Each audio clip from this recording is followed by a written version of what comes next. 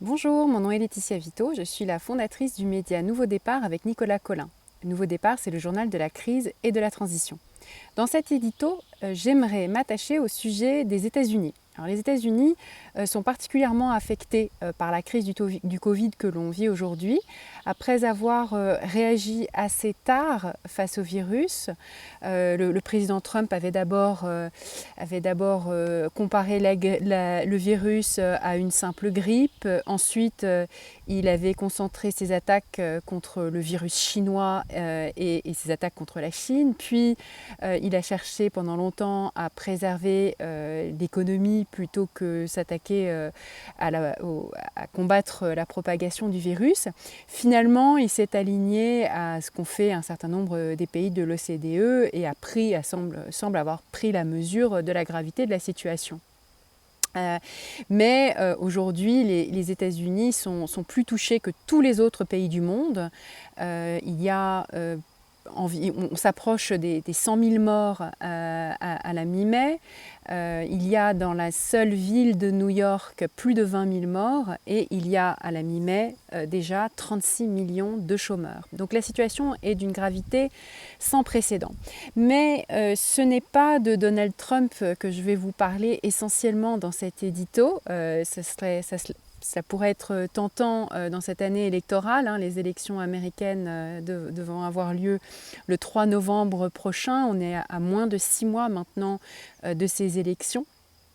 Mais quoi qu'ait fait ou pas fait Donald Trump, il y a en réalité peu de décisions qui auraient pu faire une différence majeure à cette échelle-là, parce que les raisons qui font que les États-Unis sont bien plus touchés que les autres pays sont plus profondes, sont historiques, culturelles, économiques, institutionnelles, etc. Et je vais essayer d'en illustrer 3 dans cet édito. La première raison, c'est que le pays n'a pas un État centralisé fort tel qu'on le connaît en France notamment, pour évidemment des raisons historiques, institutionnelles, de construction du pays. Ils n'ont jamais connu une attaque sur leur territoire, une guerre sur leur territoire qui n'était pas une guerre civile. Ils ne se sont jamais unifiés pour combattre un ennemi commun. Donc les seules guerres qui ont eu lieu sur le territoire américain sont des formes de guerre civile. Alors la première, ce n'est pas l'image que vous voyez là, c'est évidemment la guerre d'indépendance. La guerre d'indépendance qui était un combat donc, contre les Britanniques, contre les colons.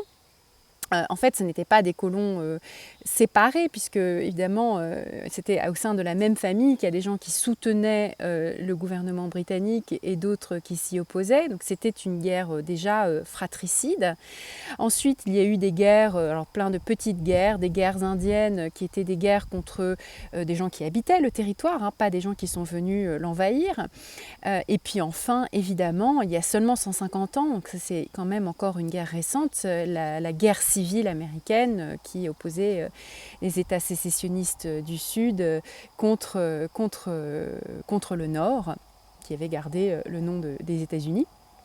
Et évidemment, ces traces-là, ces guerres-là, elles gardent des traces importantes qu'on retrouve dans la rhétorique même de guerre dans le contexte du Covid aujourd'hui. Dans la rhétorique même de guerre, on trouve des traces de guerre civile. Plus exactement, le Covid est devenu, et la lutte contre le Covid est devenue ce que les Américains appellent une culture war, une guerre culturelle, une guerre éminemment politique, avec une polarisation extrême entre les républicains d'un côté et les démocrates de l'autre. Le fait même de vouloir conserver des distances de sécurité, de parler de distanciation sociale, c'est interprété comme un geste politique. Vous avez plus de chances d'être démocrate si vous parlez de distanciation sociale que d'être républicain. Du coup, les libertariens, les gouverneurs républicains des États du Sud comme l'Alabama et le Mississippi, les hommes de médias conservateurs comme Glenn Beck, tous ces hommes de Fox News, on en fait un sujet éminemment politique et ils veulent s'attaquer à ce qu'ils appellent la propagande des démocrates.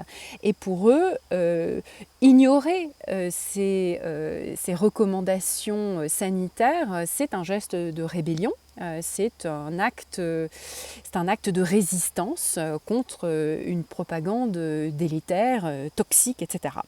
Il y a le président Trump qui récemment a lui-même tweeté, il a commencé à nouveau à rentrer dans cette guerre culturelle lui aussi, a tweeté The cure cannot be worse than the problem itself. Il ne faut pas que le traitement soit pire que le problème lui-même. Donc il conteste lui aussi la validité de la poursuite de mesures de confinement, la validité de tous ces gestes qui permettent de protéger les individus contre la propagation du virus.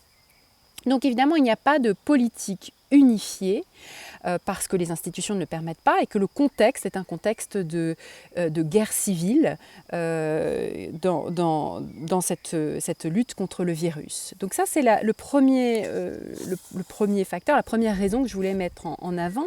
La deuxième raison est une raison institutionnelle et économique. C'est lié au système de santé américain. Le système de santé américain, on en parle depuis très longtemps. Roosevelt aurait aimé l'inclure dans la sécurité sociale qu'il avait créée en 1935. Ça n'a pas été le cas pour des raisons déjà politiques. Et puis pendant plus de 60 ans, on a cherché à compléter le système américain pour y inclure des formes de protection de santé. En 1965, c'est le président Johnson qui avait créé Medicare, donc un système de santé qui permet de soigner les personnes âgées de plus de 65 ans aujourd'hui.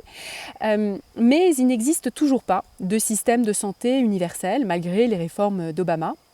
Et puis surtout, les prix, les coûts de toutes les procédures sont très très très élevés, beaucoup plus que dans tous les autres pays de l'OCDE, si bien qu'il y a beaucoup d'Américains qui ne vont pas chez le médecin, qui choisissent de ne pas aller chez le médecin quand ils ont un symptôme ou quelque chose, parce qu'ils risquent d'avoir des factures bien trop élevées ou pire, d'être en faillite. Il y a peu de tests qui sont distribués, il y a beaucoup d'Américains qui n'ont tout simplement pas accès à tout ce qui est médical.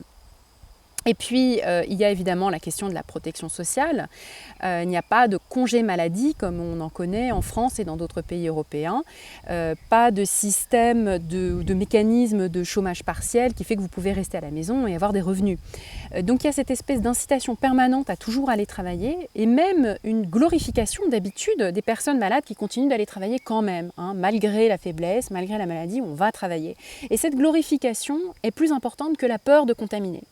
Mais ça explique que, alors il y a évidemment dans le plan de soutien annoncé par Donald Trump, il y a cette idée qu'évidemment on doit aider aussi les individus, donc il y a quelques mesures d'aide, mais en réalité la distribution sur le terrain se fait mal, est très compliquée, il y a beaucoup de gens qui n'y ont pas droit, qui ne reçoivent rien, qui n'ont rien.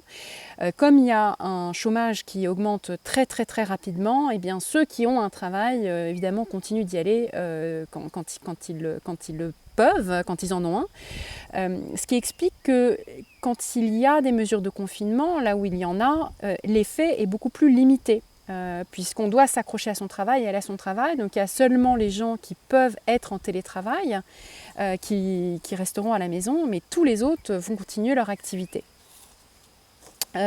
Donc la question de la protection sociale est évidemment très fondamentale dans ce cas précis parce qu'il y a tout un tas d'incitations en fait, ou de mécanismes d'incitation qui augmentent la propagation du virus à bien des égards.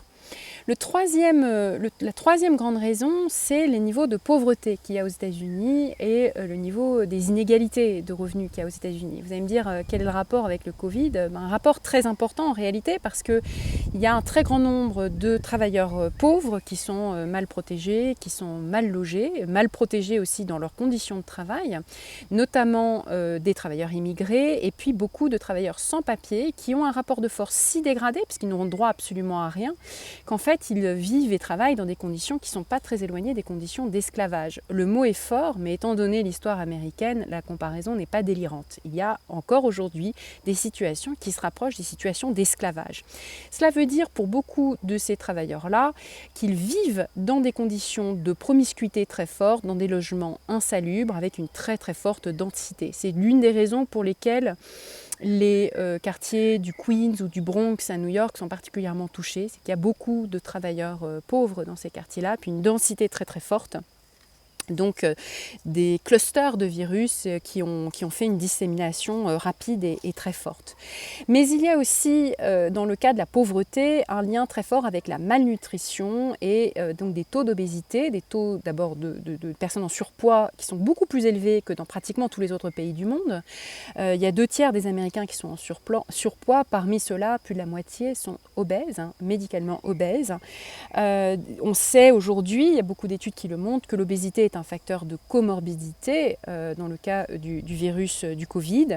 Cela explique pourquoi beaucoup de personnes jeunes ont développé des symptômes graves aux États-Unis. C'est aussi le seul pays où on a vu tant d'enfants ou d'adolescents qui sont morts du virus, alors qu'on disait jusque-là que les enfants étaient épargnés. Mais c'est parce que beaucoup de ces enfants étaient frappés par des facteurs de comorbidité plus importants qu'ailleurs. Parmi ces facteurs de comorbidité, alors j'en reviens juste un instant à l'obésité, c'est que l'obésité, étonnamment, est particulièrement forte dans ces États du Sud qui sont des États républicains qui contestent le plus les mesures de confinement et les mesures de protection contre le virus. Donc là, il y a un paradoxe ou une ironie, une triste ironie de l'histoire qui fait que ce sont aussi les États où le taux de mortalité risque d'être plus important, plus élevé. Parmi les facteurs de comorbidité, je le disais, il y a aussi la question du diabète, un diabète qui évidemment touche beaucoup les personnes obèses.